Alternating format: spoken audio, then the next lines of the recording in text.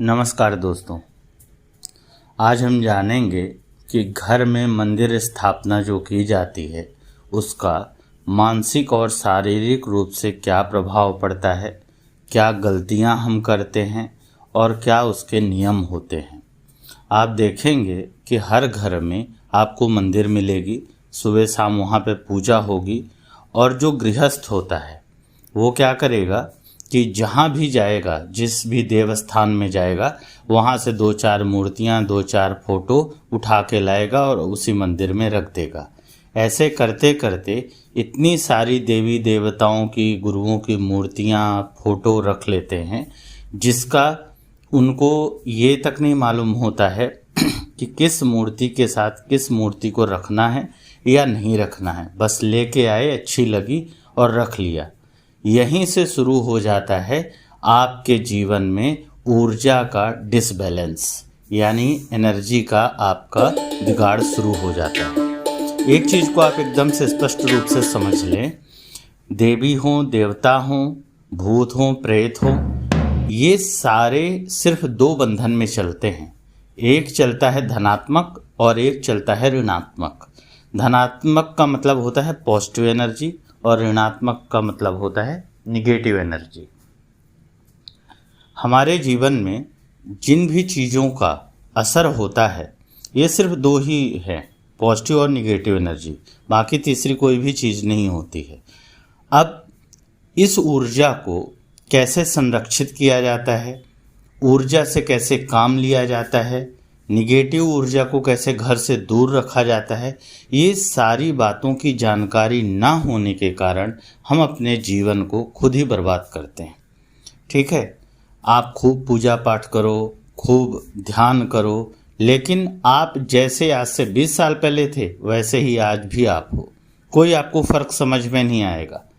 10 रुपए वाली पुस्तक खरीदिए, व्रत कथा पढ़िए और व्रत कथा पढ़ने के बाद 16, 17, 18 जितने आपको सप्ताह रहने हैं आप व्रत रहिए, आउटपुट आपको कुछ भी नहीं मिलने वाला। उसका कारण है आपको समझ नहीं है इस चीज़ की कि हम कर क्या रहे हैं, कर क्यों रहे हैं और कर किसके लिए रहे हैं। जब तक आपको उसका उद्देश्य नहीं मालूम, जब तक उसका आपको अर्थ नहीं मालूम है, तो आपको उसका उचित परिणाम कैसे प्राप्त हो सकता है। हो सकता है आपके पास ज्ञान हो, लेकिन ज्ञान भी आपका ब्लॉक हो, यानी नॉलेज ब्लॉकिंग सिस्टम आपका एक्टिव हो।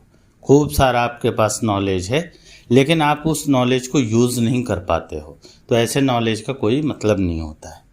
ठीक है, अब हम बात करते हैं कि घर में जो हम मंदिर बनाते हैं या पूजा स्थान बनाते हैं वो कहाँ बनाना चाहिए, क्यों बनाना चाहिए। ठीक है, आप लकड़ी का एक मंदिर लेके आए, घर के एक कोने में टांग दिए, उसी में सारे देवी देवता रख दिए, सुबह शाम अगरबत्ती घुमाए, घंटी बजाए और चल दिए। आप इस तरह से अपने घर की एनर्जी को नष्ट कर रहे हो। एनर्जी का जो डायरेक्शन है उसको आप चेंज कर रहे हो। आप ध्यान देना, जिनके घरों में मंदिर नहीं है, पूजा पाठ नहीं करते हैं, उनके घर में और आपके घर में कुछ ना कुछ आपको फ़र्क समझ में आएगा।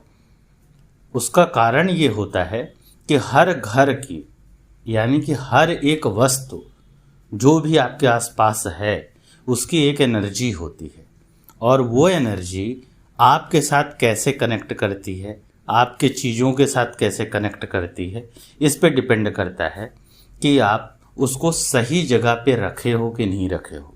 इसके लिए हमारे यहाँ वास्तुशास्त्र का उपयोग बताया गया है। ठीक है, वास्तुशास्त्र में भी आजकल क्रिस्टल, लाफिंग बुद्धा, ये पेड़ वो पेड़, ये सारी चीज़ें बताई जाती हैं। आप ये बताएं, जब हमारा वास्तुशास्त्र लिखा गया था क्या उस समय लाफिंग बुद्धा था, क्या उस समय क्रिस्टल था? तो वास्तुशास्त्र कैसे नियंत्रित किया जाता था, वास्तु दोष को कैसे नियंत्रित किया जाता था? पहली बात तो वास्तु दोष बनता ही क्यों है? कुछ नहीं होता। वास्तु दोष का सीधा सा मतलब है कि एनर्जी का जो आपके रूम में डायरेक्शन है वो प्रॉपर नहीं चल रहा है। आपके घर में जो एनर्जी है वो प्रॉपर ढंग से सर्कुलेट नहीं हो रही। जैसे एयर सर्कुलेशन होता है उसी तरह एनर्जी का भी सर्कुलेशन होता है। लेकिन कुछ समय के बाद वो एनर्जी इतनी स्ट्रांग हो जाती है कि वो आपके ऊपर प्रभाव करने लगती है। इसी को बोलते हैं वास्तु दोष। इसके अलावा इसकी कोई परिभाषा नहीं है। इसके लिए ग्रंथ पढ़ें, वो ज़्यादा अच्छा रहेगा। यूट्यूब से या बाकी जगह से जो जानकारी प्राप्त होती है वो आधी अधूरी जानकारी होती है। सही जानकारी प्राप्त करें और सही काम करें। ठीक है।